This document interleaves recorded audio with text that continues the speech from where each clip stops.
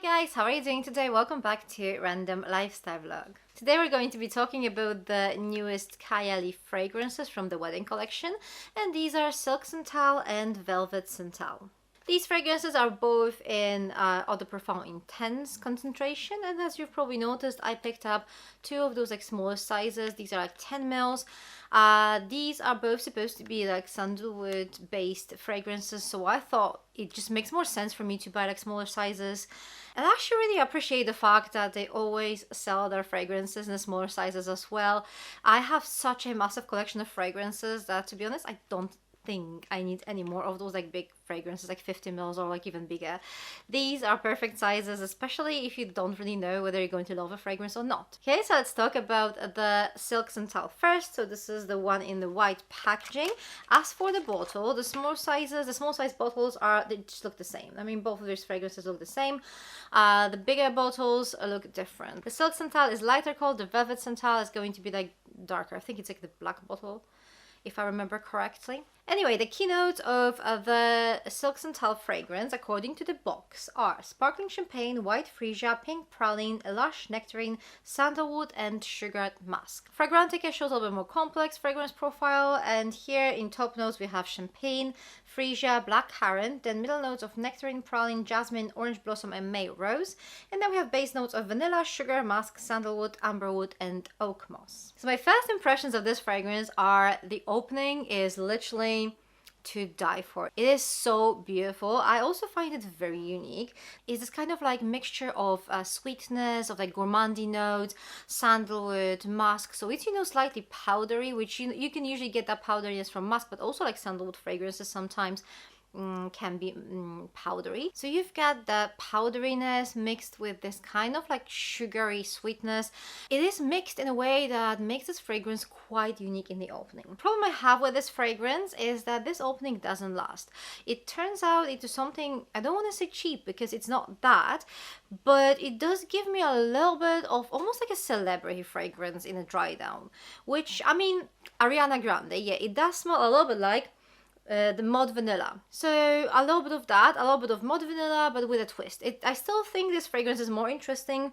I think it's more unique, but a little bit of that uniqueness is lost in the dry down, which is sad. I mean, still a beautiful fragrance, but yeah, I wish there was more, you know? Then we have the other fragrance, Velvet Santal. As you can see, the bottle is literally the same. It only has like a black letters on it, so that's the only difference. The keynotes from the box are jasmine petals, tea leaves, white musk, cedarwood, benzoin, and sandalwood. And according to Fragrantica, this one is actually quite similar. We have top notes tea, jasmine, then middle notes cedarwood, white musk, and base notes of sandalwood and benzoin. So this fragrance here, this one is beautiful. This one smells like money. This one definitely smells expensive. It's like this woodsy, ambery fragrance, very kind of like, I would say, unisex. That tea note here is definitely something that you can detect. It adds a little bit of like, it adds something extra to this fragrance. A unisex fragrance, some might find it leaning a little bit like masculine, but it definitely smells expensive. The thing is, I don't find it that unique though. I mean, it's not like a generic fragrance. It's not a fragrance you can just find everywhere, but definitely one of those fragrances that seems like familiar, that seems like it smells like something, you know? Like it reminds me of some other fragrances, of some other like sandalwood based fragrances. So because of that, I feel like, you know, there is not that much of this uniqueness in this fragrance.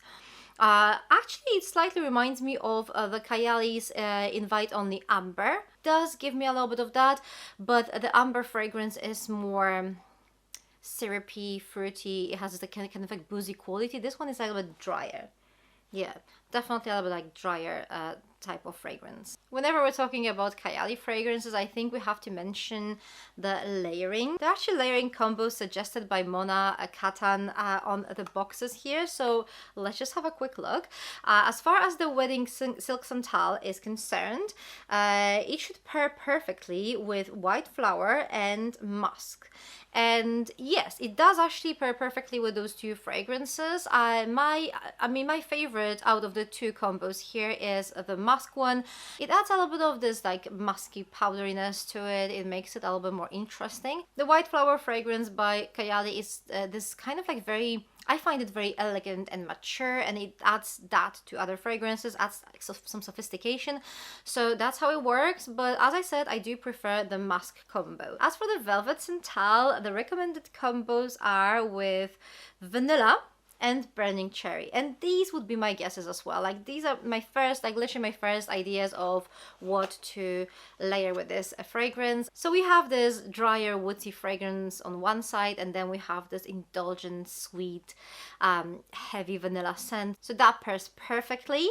And then we have the second combo with the burning cherry. Remember how I mentioned that this fragrance slightly reminds me of the amber fragrance, the Invite Only Amber, and Invite Only Amber pairs perfectly with Burning Cherry. So it kind of was my first thought that this will probably be a good match to Burning Cherry as well.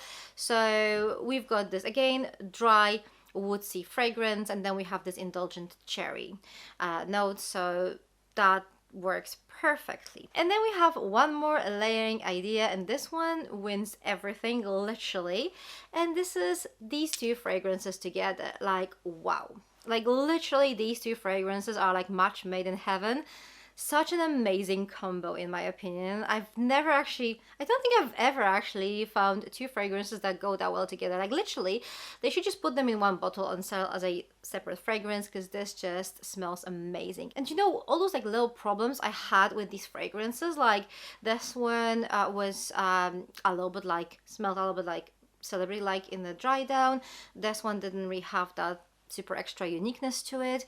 When you put these together, you have like everything. You have this very feminine, unique fragrance with the sophistication of this scent. It just smells so good. Like, literally, it's worth buying these two fragrances just to layer them, in my personal opinion. The lasting power of both of these fragrances is actually really good. I think the Velvet Santal stays a little bit longer on my skin than the Silk Santal, but both are actually quite good. I mean, no surprise here, they're both in Eau de Parfum intense concentration. The sillage is quite good as well, so these are definitely going to be fragrances that will be noticed. Would I recommend buying them? I would recommend buying like 2 small bottles of each of these fragrances and wear them together, because that's what I'm going to do. Like, literally, they belong together for sure. Okay guys, so this is everything from me. Have you tried these fragrances, and have you tried this layering combo of these two scents? If so, let me know what you think about it.